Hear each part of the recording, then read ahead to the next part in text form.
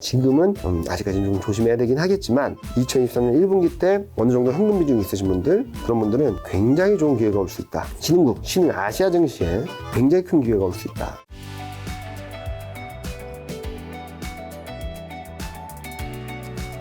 자, 팀장님 생각하면 2023년 그러면 반전의 시작은 뭘까요? 반전의 시작은 역설적이게도 경기가 안 좋다는 거. 자, 지금 그러면 뭐가 다르냐? 왜 너는 경기가 안 좋다라는 것 때문에 2023년 1분기까지는 조정이라고 해놓고 왜 갑자기 23년 반전의 포인트가 경기가 안 좋다라는 거냐라는 것들을 질문하실 수 있는데요. 경기가 안 좋다는 것들을 지금은 아직까지 반영을 하지 못했다라고 생각하는 거예요, 증시가. 왜냐면 경기가 안 좋아. 그래서 금리 인하할 거야. 그래서 2,500까지 갔던 것들을 되돌릴 수밖에 없는 상황이라서 23년 1분기까지는 조심하자라는 말씀 드리고 있고, 23년 1분기 중에 진짜로 경기가 안 좋게 된다면 첫 번째로는 물가가 떨어지겠죠. 두 번째로는 물가가 떨어지고 경기가 진짜 안 좋아지면 연준이 통화 정책이 진짜로 바뀌겠죠. 좀 완화적으로. 여기서 금리 인하까지는 좀 모르겠는데 금리 인상은 못할 겁니다.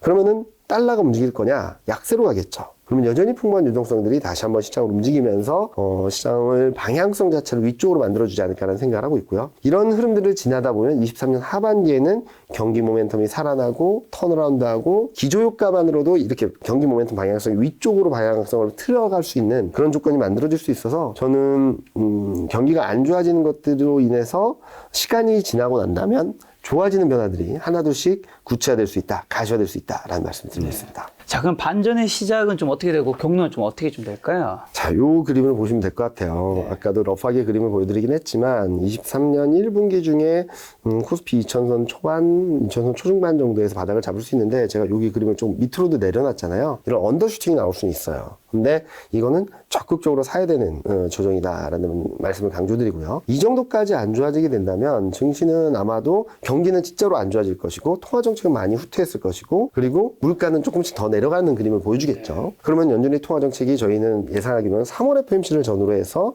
금리 인상을 멈출 것 같아요. 자, 금리 인상을 멈추게 되면 무슨 변화가 있을까? 일단은 달러가 약해질 거예요.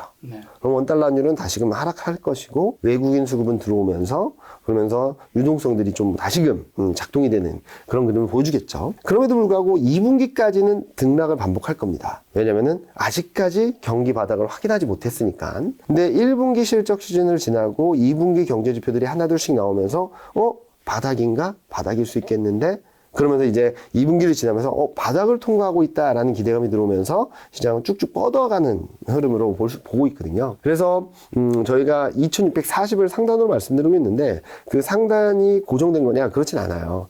반도체를 비롯한 경기라든지 업황이라든지 그리고 기업 이익 전망치가 얼만큼 바닥을 찍고 올라오느냐에 따라서 좀 더 열릴 수도 있고 좀 내려갈 수도 있겠지만 저는 기본적으로 2600선대 회복은 충분히 가능하다라고 생각합니다. 그래서 2023년 1분기 때 어느 정도 레벨로 언더슈팅이 나올지는 좀 봐야 되긴 하겠지만 어느 레벨로 가든 간에 저는 사야 된다. 지금은 2300선대에서 등락을 보이고 있는 지금은 아직까지는 좀 조심해야 되긴 하겠지만 2023년 1분기 때 어느 정도 현금 비중이 있으신 분들 그런 분들은 굉장히 좋은 기회가 올 수 있다라는 말씀을 드리고 있고 이때를 위해서 저는 2021년 10월 달부터 그렇게 안 좋다는 얘기만 들었던 것 같습니다. 이때를 한번 잡아보신다면 좋은 기회가 올 거라고 보고 있고요. 그래서 저는 이런 그림들로 생각하고 있어서 왜 언더슈팅을 자꾸 말씀드리냐면 실적 전망이 너무 많이 빠지고 있어요.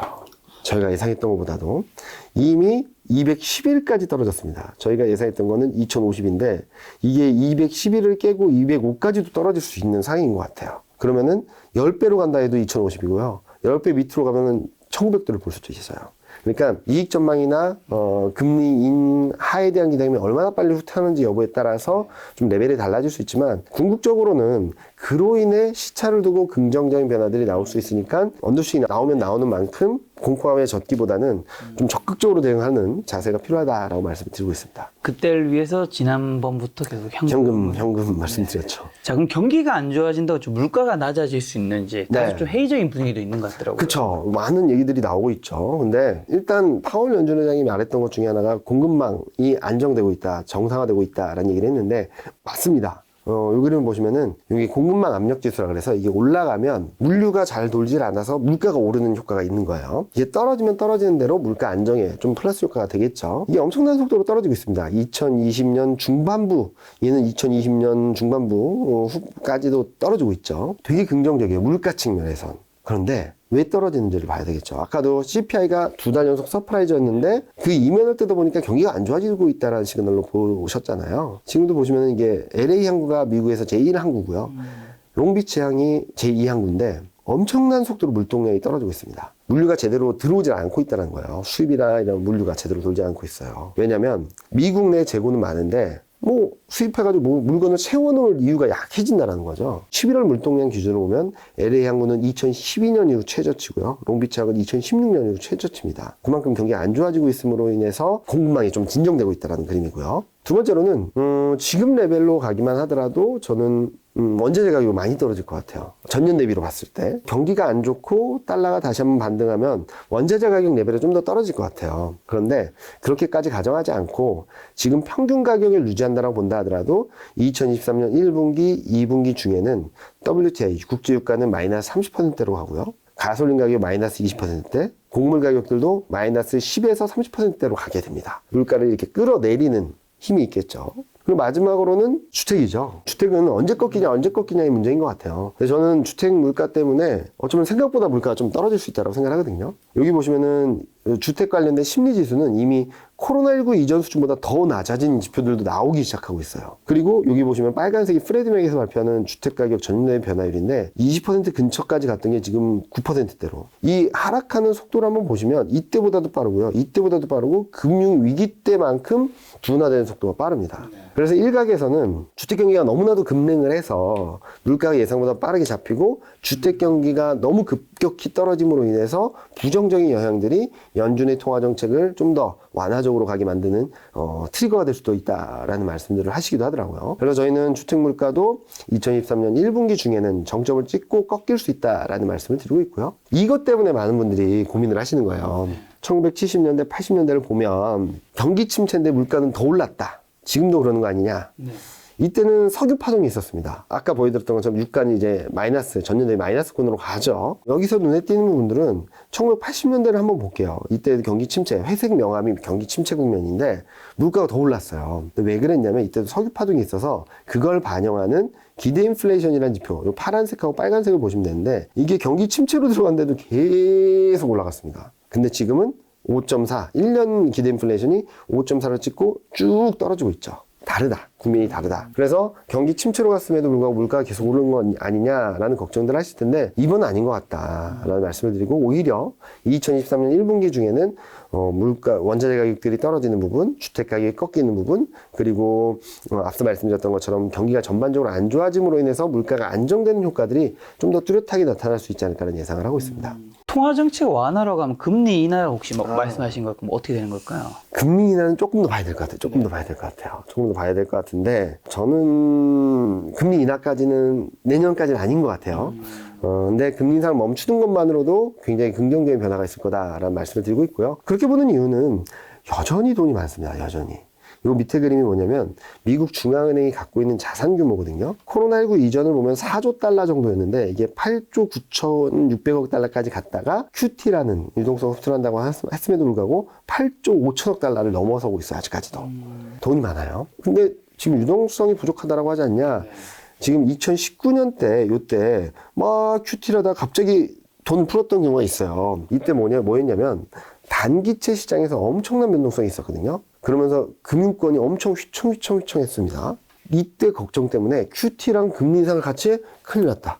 우리 2019년 기억이 있으니까 조심하자. 그래서 미국 시중은행들이 초과지준 준비금이란 걸 2조 달러를 쌓아놨어요. 2조 달러. 그러니까 유동성을 흡수한 게 미국 중앙은행은 천천히 흡수했는데 2조 달러를 은행들이 꽉 쥐고 있는 거예요. 우리 2019년 같은 충격받을지도 몰라. 우리 빨리 쌓아야 돼.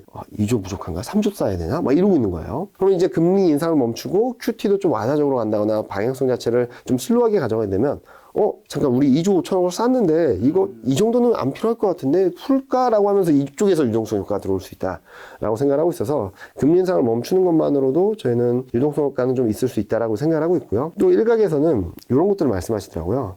IT 버블, 금융위기, 코로나, 금리 인하하면 시장 대폭락이다 라는 얘기를 하도 치기도 하는데 저는 여기를 좀 주목해서 보자. 1994년에도 급격한 금리 인상을 하면서 시장이 많이 흔들렸습니다. 그 다음에는 경기가 좀 안정적으로 흘러가면서 금리 인하, 금리 인상, 금리 인하, 금리 인상을 했는데 연간 단위로 봤을 때는 계속 매년 플러스 수익률을 기록했어요.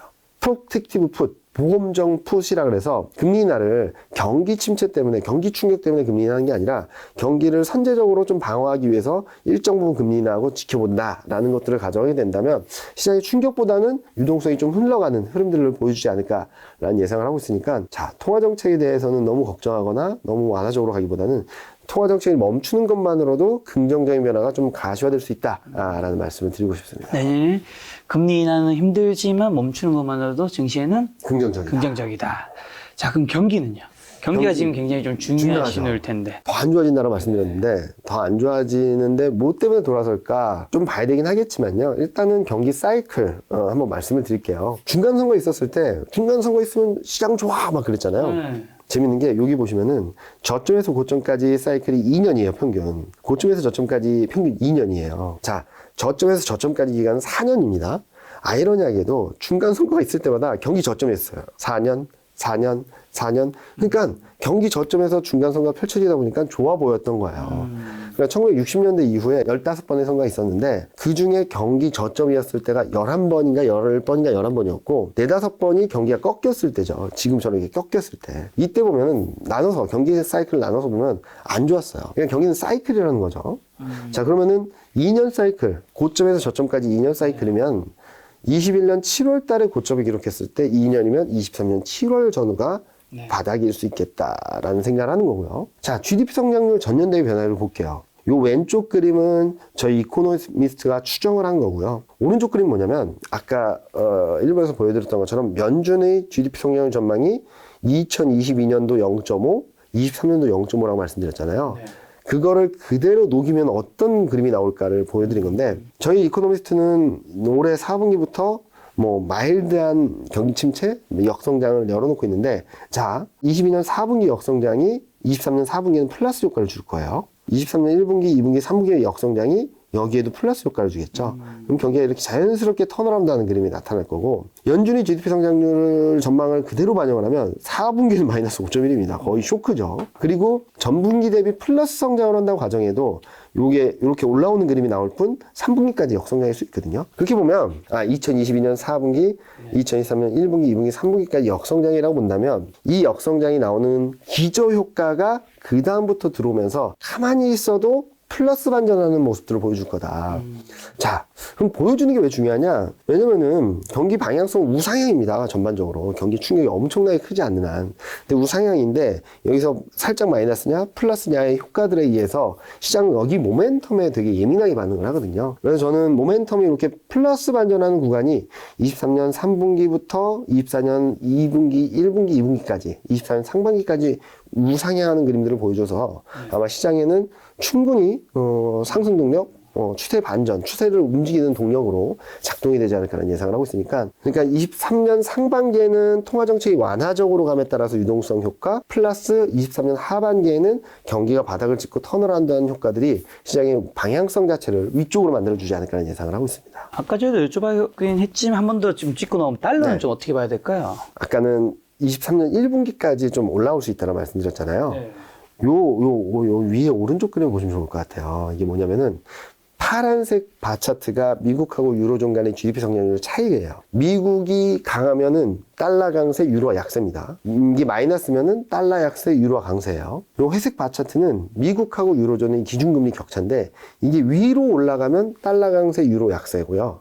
이게 내려가면 달러 약세 변수가 돼요. 보면은 23년 2분기까지 둘 간의 기준금리 격차는 2.05로 유지되는데 GDP 성장률 격차는 계속적으로 올라가요. 달러 강세 요인이 아직까지 남아있다라는 거예요. 그래서 이거에 아직까지 남아있기 때문에 저는 달러 강세가 반등이 한 번 더 있을 거라고 보는 건데, 자, 그 뒤에 흐름을 보시면은 꺾여버리죠. 마이너스로 합니다. GDP 성장률 격차가. 유로존이 좀 더 좋아 보이는 국면으로 들어가요. 그럼 달러 강세가 아니라 달러 약세, 유로 강세. 그리고 기준금리 격차도 보니까 미국은 금리 인하를 할 수 있다고 하는데 지금 유로존은 물가가 10% 왔다 갔다 하고 있어요. 금리 인하를 하기 어렵습니다.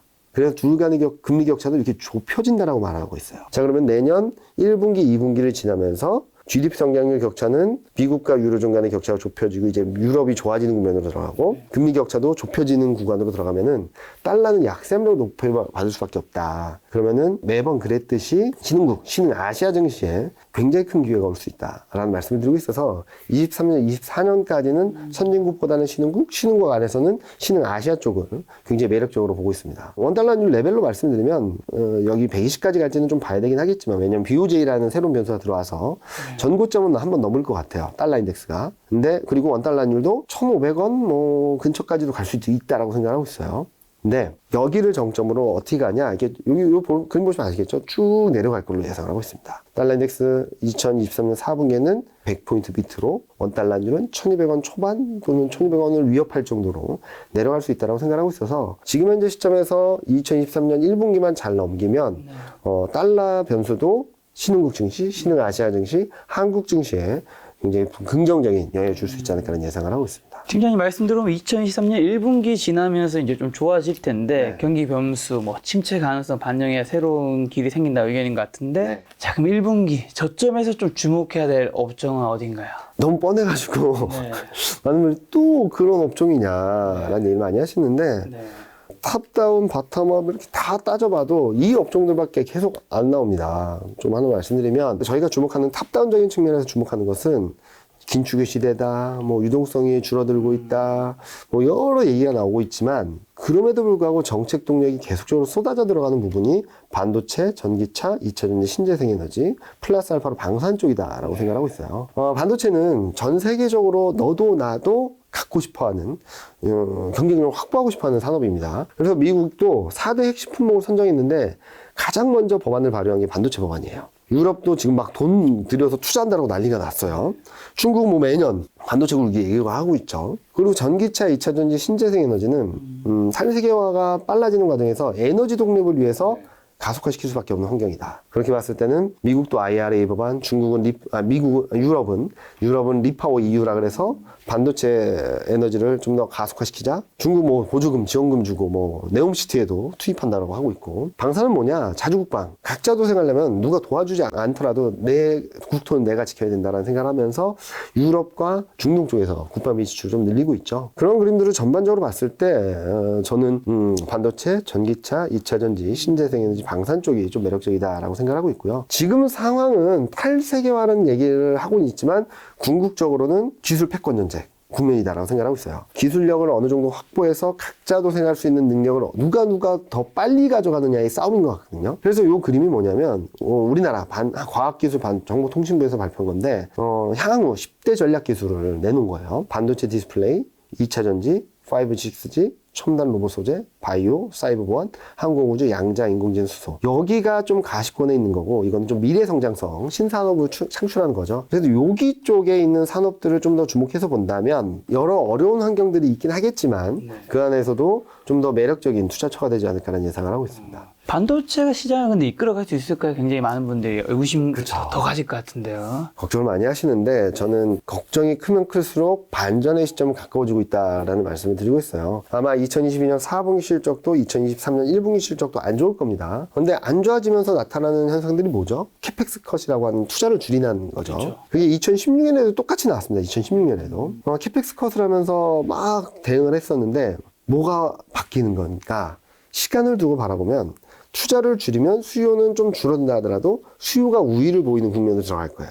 그래서 2016년 하반기, 2017년 상반기에도 반도체 업황이 턴어라운드하는 모습을 보여줬고요. 그런 가운데 2017년에는 서버 투자라는 서버 수요가 확 올라오면서 폭발적으로 성장을 했죠. 저는 2016년, 17년하고 비슷하지 않을까. 2016년에 실적 바닥과 함께 주가 바닥이 나왔었고 여기 만만하게 턴어라운드 하다가 2017년에 서버라는 수요가 새롭게 들어오면서 폭발적인 상승을 했거든요. 이런 그림들이 한번 나오면서 반도체가 시장을 한번 확 끌어가는 그림을 보여주지 않을까라는 기대를 하고 있고 이런 뷰는 저뿐만 아니라 저희 대신증권 반도체 애널리스트 하는 분도 저랑 비슷한 뷰를 갖고 있어서 반도체를 2023년에 계속적으로 주목해보자. 나쁘면 나쁠수록 좋아질 수 있는 변화들이 구체화될 것이다 라는 말씀을 드리고 싶습니다. 2016에서 2017년 증시가 좋았던 국면을 제가 알고 있는데 그럼 그때 특징은 좀 어떤 게 있을까요? 2016년, 17년 펀드 매니저분들한테 말씀드리면 깜짝 놀라세요. 더 힘든 거 아니냐? 왜냐면은 2016년, 17년 지수는 26% 정도 올랐는데 반도체 업종 지수가 100% 올랐어요. 그리고 반도체만 잘 간 게 아니라 몇몇 업종만 잘 갔는데 여기 보시면 요 굉장히 짙은 색이 2년간의 수익률인데 반도체, IT 가전, 철강, IT 하드웨어, 은행, 에너지, 화학, 소프트웨어 딱 8개만 시장을 아웃퍼폼 이겼고 나머지 18개는 시장을 졌고요. 그리고 그중에 절반은 마이너스 수익률이었어요. 이때 뉴스 한번 찾아보시면 반도체 빼고는 또는 IT 빼고는 코스피는 1800이다 막 이런 얘기 뉴스들이 굉장히 많았어요. 그래서 너무나도 일부 업종들에 쏠려가지고 시장이 상승을 했기 때문에 소외주가 너무 많았던 거죠. 그래서 되는 업종에 잘 타고 있어야 되는 건데, 자, 그러면 요 8개 업종은 왜 올라갔을까? 다시 원점으로 돌아가서 실적입니다. 2017년 이익 개선 기여도를 보면 뭐 압도적으로 반도체가 이겼으니까 반도체가 1등이었고요. 그 다음에 조선은 뭐 흑자 전환해서 좀 봐야 됐던 거였고, 은행이 이익 개선 기여도 3등이었는데 수익률적인 측면에서는 5등. IT 가전은 이익 개선 기여도 5등인데 수익률 2등. 화학은 6등인데 수익률 7등. 에너지는 7등인데 수익률 6등. 철강도 여기 3등, 수익률 3등. 그러니까 실적이 좋았던 업종 안에서 아웃퍼폼한 업종들이 다 나왔다는 거예요. 그래서 이거를 지금 현재 좀 대입을 해서 보면은 요 그림입니다. 밑에 그림 보시면 23년은 턴어라운드 하는 거고 24년에 이렇게 탁 튈 텐데 24년 이익 개선 기여도를 보면은 요번에도 반도체가 압도적으로 높습니다. 그리고 화학, 조선, 자동차, IT 가전, 상사자본재, 소프트웨어, 은행 정도까지. 자, 화학에는 2차 전지랑 순수화학이랑 신재생 에너지 관련 종목들이 좀 있고요. 자동차에는 전기차, IT 가전에는 2차 전지랑 IT 수요 관련된 종목들, 상사자본재는 음식료나 지주사가 많긴 한데 여기에 방산이랑 신재생에너지 관련주들이 있어요. 소프트웨어는 인터넷, 은행은 아시겠고. 자, 그러면 아까 보여드렸던 탑다운적인 측면에서의 업황의 흐름이나 지금 보여드렸던 실적 측면에서 바텀업적인 측면에서 본다면은 이 두 개가 매칭이 되는 업종들이 반도체, 2차 전지, 자동차, 신재생에너지, 방산. 여기 플러스 알파로 본다면 인터넷이랑 은행 정도로 볼 수 있지 않을까라는 예상을 하고 있어서 지금 현재 시점에서는 탑다운 바텀업적인 측면에서 너무나도 뻔한 업종인 것 같지만 이들 업종에 너무나도 많은 교집합들이 들어오고 있어서 계속적으로 집중하고 이쪽으로 집중적인 투자 전략이 필요하다라는 말씀을 드리고 싶습니다. 결국 뭐 돈이 몰리는 업종이랑 실적 뒷받침되는 업종 선점해야 한다는 건데 이제 2023년 이제 전망하시잖아요. 네. 그래서 대신님께서 추천한 탑픽과 반대로 조심해야 할 업종 한번 정리해 주신다면. 일단은 탑픽은 요 그림을 보시면은 저희 섹터 애널리스트 분들이 이 업종들은 비중을 늘려도 되겠다라는 업종들인데 그 중에서도 제가 쭉 말씀드렸던 탑다운적인 측면에서도 매력적인 업종들을 매칭시킨 게 이렇게 빨간색으로 보여드린 거예요. 반도체는 삼성전자, 전기전자는 삼성전기, 2차전지 NF, 인터넷은 네이버, 철강비철은 포스코홀딩스, 자동차에는 HL만도, 제약바이오는 삼성바이오로직스. 뭐 반도체, 전기전자, 2차전지 뭐 다 아실 거예요. 근데 2차전지는 셋업체는 좀 조정이 좀 더 있을 것 같아요. 근데 먼저 조정받았던 소재업체를 먼저 보자. 23년 1분기 중에. 그리고 인터넷은 언제 올라갈지는 좀 보긴 해야 되겠지만 여기 보여드린 것처럼 해외 매출을 좀 봐야 되고 철강비철. 근데 포스코홀딩스는 더 이상 철강업체로 평가받지 않아요. 2차전지 밸류체인을 구축하고 있는 업체, 2차전지 업체로 평가받기 시작하고 있고요. 자동차는 완성차는 IRA 법안 때문에 조금 타이밍을 늦춰서 보자. 먼저 볼 거는 자동차를 바꾸기보다는 수리해서 좀 더 타려는 움직임이 있어서 부품주 보자는 거고요. 제약바이오, 생뚱맞게 제약바이오가 들었네 라고 하실 수 있는데 제약바이오 업종을 저희가 선호하진 않는데 삼성바이오로직스는 괜찮을 것 같아요. 삼성바이오로직스는 지금 제네릭 의약품들을 만들 준비를 하고 있는데 2023년에 독점권이 풀리는 의약품들이 굉장히 많다고 하더라고요. 그게 풀리면 바이오로직스는 곧바로 제네릭 의약품이나 이런 것들을 만들어서 실적을 레벨업 시킬 수 있기 때문에 실적 측면에서 관심 있게 바라보자라는 말씀을 드리고 있어서 이 종목들을 좀 보시면 좋겠다라는 말씀을 드리고 있고요. 이 그림은 뭐 제가 뭐 찍어서 말씀드리기 없기 때문에 이 위의 그림이 실적 측면에서 사이클상 저희 섹터 애널리스트 분들이 어디쯤 있다라는 위치를 보여드리고 있는데 여기를 보셔야 될 것 같아요. 운송, 화학, 정유, 철강, 비철, 유통의류, 게임. 이 업종들은 실적이 이렇게 쭉 떨어지는 거고 주가도 이렇게 꺾여서 내려가는 게 운송, 게임, 정유, 화학. 이쪽들은 좀 조심하자.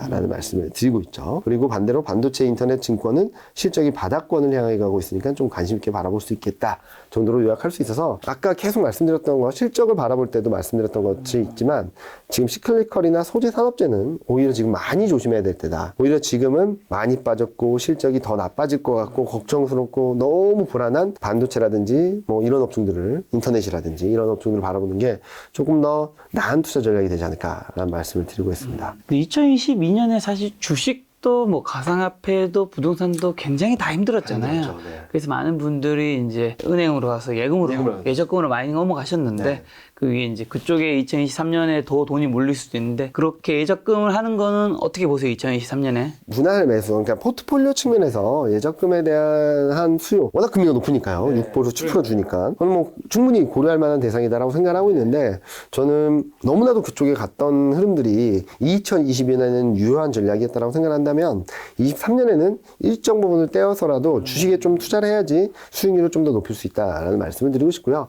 다만 지금까지 쭉 말씀드렸던 거는 지금 사자는 말씀드리는 게 아니라 23년 1분기 때 그렇죠. 증시가 안 좋아지면 안 좋아질수록 내 주식 투자 비중을 점점점 늘려가는 그런 전략적인 스탠스가 필요하다는 말씀드리고 있어서 2023년 초반 시장이 흔들릴 때 살까라고 하기보다는 확인하고 좀 더 레벨이 떨어진 다음에 사셔도 늦지 않는다. 네. 그때 잘 사신다면 수익률적인 측면에서는 은행 예금보다는 훨씬 더 높은 수익을 거두실 수 있지 않을까 예상을 하고 있습니다. 마지막으로 이제 투자 조언을 여쭤보는 질문 하나 드릴까 하는데 2022년 주식시장이 너무 힘들다 보니까 근데 많은 분들이 이제 주식시장을 떠나면서 하는 생각이 그런 것 같아요. 2020년에는 이제 증시가 오르면서 돈을 벌었는데 21년부터 이제 6월부터였나요? 그쵸. 그때부터 힘들어지면서 그리고 22년도 힘들었는데 힘들 때마다 이제 공부를 하신 분들이 많을 거란 말이죠. 네, 확실히 20년 때보다는 22년 때가 투자 지식이 더 높아졌을까 그쵸, 생각하거든요. 그쵸, 그쵸. CPI가 뭔지도 알고 네네네네. 파월 회장이 연준 의장의 이름도 알고 하는데 우리가 공부한 것과는 별개로 계좌는 아주 박살이 났을 거란 말이죠. 맞아요. 그러면서 야 이거 투자 주식 공부하는 게 의미가 있어? 요 생각을 가지신 분이 점차 진짜 많이 늘어나더라고요. 많이 늘어났죠. 그분들한테 공부가 진짜 의미가 있는 건지 조언을 마지막으로 주신다면. 저는 여기 이 자리에서도 몇 번 말씀드렸던 것 같은데 자산 시장을 공부하는 거는 저는 적극적으로 추천드립니다. 뭐 종목 공부하는 분도 계시겠지만 이번 사이클에서 주식에 대한 공부를 많이 하셨고 그거와 더불어서 저는 자산 시장에 대한 공부를 하자라는 말씀드렸거든요. 왜냐면은 올해 2022년에 만약에 달러를 투자했다면 수익이 많이 났겠죠. 그리고 2023년에 달러로 돈을 벌었던 걸 다시 주식에 투자한다면 또 수익이 나겠죠. 무슨 말씀을 드리고 싶냐면 손실이 났다라고 해서 주식 때문에 손실이 났다라고 해서 떠날 게 아니라 주식이 아니라 뭐를 통해서 돈을 벌었을까를 몇 년 거꾸로 흘러가서 생각을 해보신다면 분명히 투자 기회는 굉장히 많거든요. 그래서 주식이 된다 안 된다라는 생각에서 좀 벗어나시는 공부를 하신다면 저는 지금 힘들다 하더라도 2년 뒤, 3년 뒤, 5년 뒤, 10년 뒤에는 굉장히 안정적인 투자 수익을 거둘 수 있는 꼭 주식만 아니더라도 달러, 원자재 또는 채권 이런 다양한 자산군을 통해서 돈을 벌 수 있는 기회는 얼마든지 창출할 수 있기 때문에 지금 힘들다고 떠나시기보다는 조금 더 진정하게 보시고 자산시장에 대한 공부를 좀 더 넓히자라는 말씀을 드리고 싶고요. 그리고 다양한 채널이 있죠. 근데 거기 그 와중에도 성향 그리고 투자 스타일이 맞는 전문가들과 호흡을 한다는 생각으로 공부를 해나가신다면 좀 더 유용하지 않을까. 나는 모멘텀 투자인데 장기 투자를 하는 사람과 호흡을 한다면 되게 그 호흡이 힘들어지거든요. 그런 것들을 좀 잘 맞춰 나가신다면 조금 더 나은 레벨업된 본인의 모습을 확인하실 수 있지 않을까라는 생각을 하고 있습니다. 네, 팀장님께서 올해는 오실 때마다 늘 안 좋은 소식만 가져오셨지만 그 안 좋은 소식을 듣고 이제 잘 자산에 하신 분들은 또 늘 이제 조심해야 한다. 조심해야 한다 얘기해 주셔서 그분들 아마 자산 잘 지키셨을 것 같은데 아마 2023년에는 좀 좋은 소식 보따리 들고 이제 찾아오시지 않을까. 꼭 그러도록 하겠습니다. 기대해 보도록 하겠습니다. 오늘 만난 손님은 이경민 팀장님이었습니다. 지금까지 여러분 소중한 시간 함께 해주셔서 정말 감사합니다. 오늘도 김 작가였습니다. 고생 많으셨습니다. 감사합니다.